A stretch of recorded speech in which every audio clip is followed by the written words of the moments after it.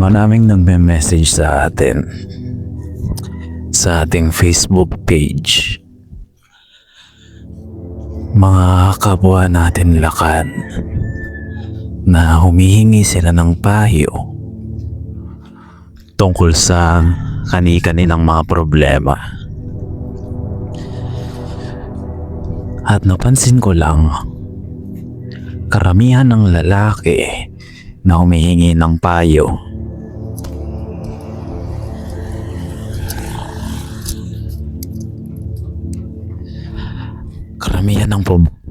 karamihan ng problema nila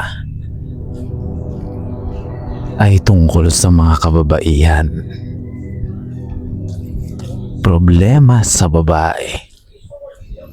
Ang daming lalaki ang nakaka-experience pala nun. Alam mo ba na may kasabihan na kapag ang problema mo raw ay nanggagaling sa kababaihan, bad problems yun.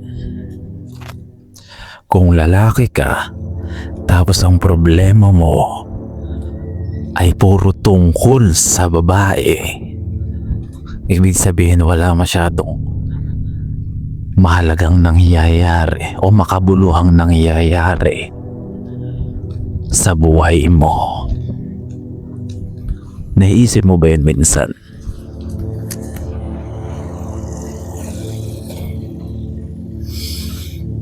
Dahil bilang lalaki daw, dapat ang mga problema mo, lalo na kapag umeedad ka,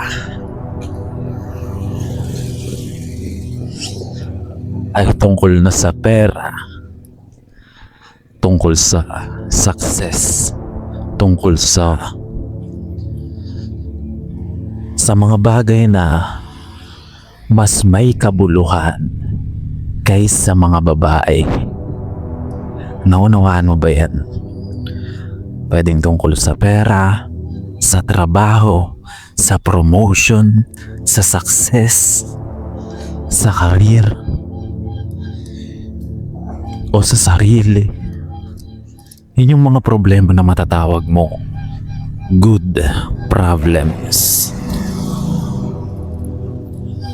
Pero yun nga, kung ang problema mo ay nanggagaling lang madalas sa babae, bad problems yan. Marahil walang masyadong makabuluhang nangyayari sa buhay mo. Kaya ganun.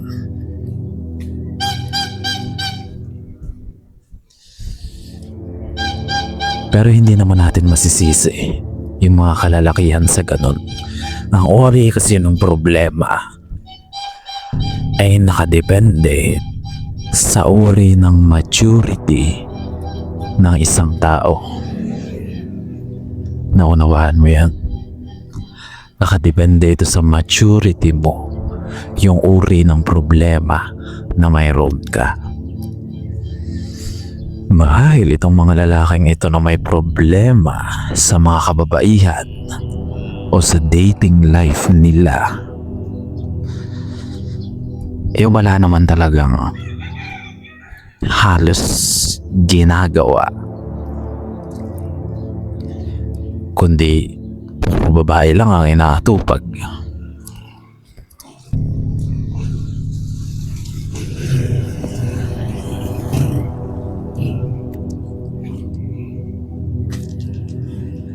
Dahil kung puro babae lang ang inaatupag mo, di ang problema mo manggagaling lang din sa puro mga babae. Diba?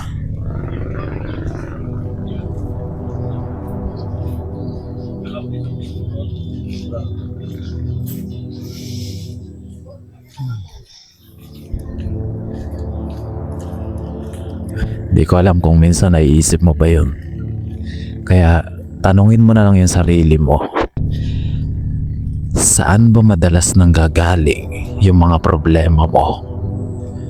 Problema ba sa financial? Problema sa career? Problema sa self-development? Ikaw ang nakakaalam nun.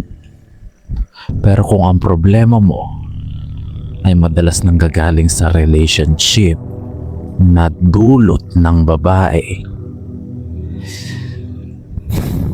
may mali dun. At kailangan mo yung ayusin agad-agad.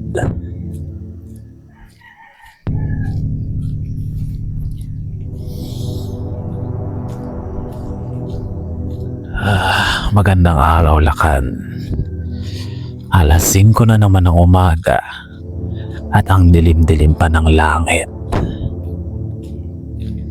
Ngayon lang ulit natin to binidyohan.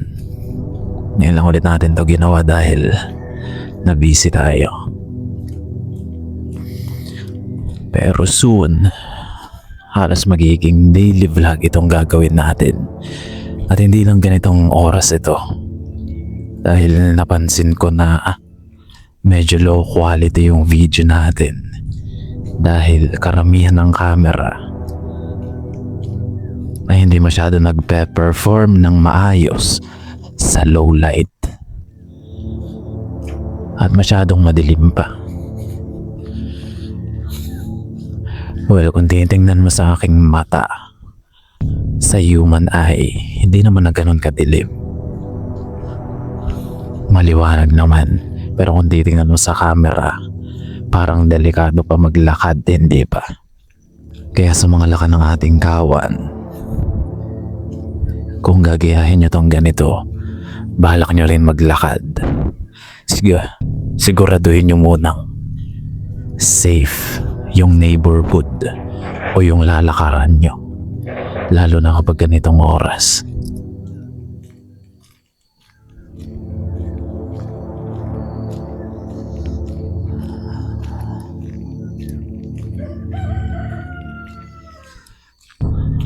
Kaya Lakan, kung isa ka sa mga taga-subaybay ng channel na ito at may problema ka, pwede mo naman akong i-message sa Facebook natin.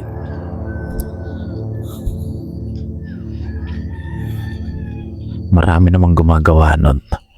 Nagme-message sila, humihingi ng payo, o minsan nagsesend sila ng kung ano na gusto lang nilang hingin kung ano yung reaction ko doon, kung ano yung komento ko tungkol doon sa bagay na yun, o kung opinion man lang. Pwede mo yung gawin. Punta ka lang sa Facebook page natin. And hindi ko mapapangako na agad-agad ay makakapag-reply ako.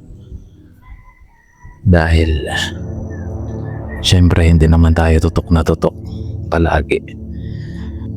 Kaya Lakan, lagi mong tatandaan, we have a mission, we have a movement. We don't chase validations, but we chase improvements. Ayun lang Lakan. Magandang araw.